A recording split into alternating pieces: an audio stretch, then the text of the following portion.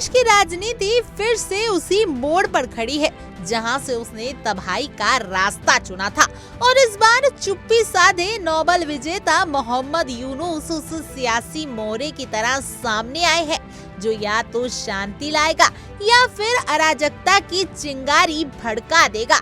इस्तीफे की धमकी देकर यूनुस ने सत्ता की कुर्सी के चारों ओर बिछी कालीन को खींच दिया है और इससे सबसे ज्यादा गूंज उठी है उस नाम की जिसे लोग समझ चुके थे कि वह इतिहास बन चुकी हैं।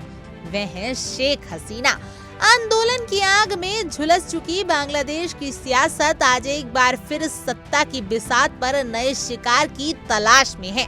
अगस्त 2024 में जब छात्र आंदोलन ने शेख हसीना की 15 साल पुरानी सरकार को उखाड़ फेंका था, तब यूनुस को संविधान का तारनहार कहकर अंतरिम सरकार की कमान सौंपी गई थी।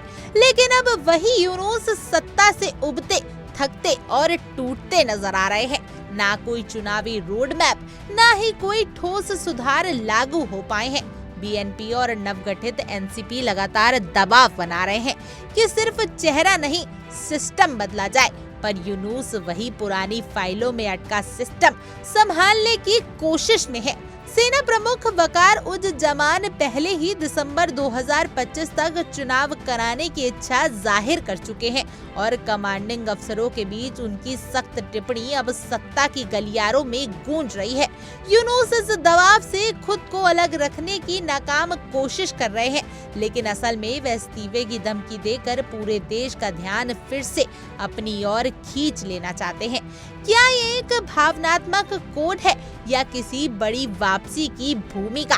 राजनीतिक गलियारों में अब साफ तौर पर ये चर्चा है कि यूनुस खुद को पीड़ित दिखाकर शेख हसीना की वापसी के लिए जमीन तैयार कर रहे हैं। उन्हें पता है कि अगर सुधार नहीं हुए तो जनता फिर से किसी पुराने मजबूत नेतृत्व की ओर देखेगी और शेख हसीना इस खाली मैदान में सबसे तगड़ी दावेदार है। यूनुस सरकार की सबसे बड़ी विफलता रही है निर्णयहीनता और सहमति का अभाव। सुप्रीम कोर्ट भले कोटा सिस्टम को अवैध घोषित कर चुका हो, लेकिन जमीन पर कोई बदलाव नहीं हुआ। इस बीच विदेश सचिव की बर्खास्तगी और म्यांमार कॉरिडोर को लेकर सेना की नाराजगी ने सत्ता की जड़ें और खोखली कर दी है।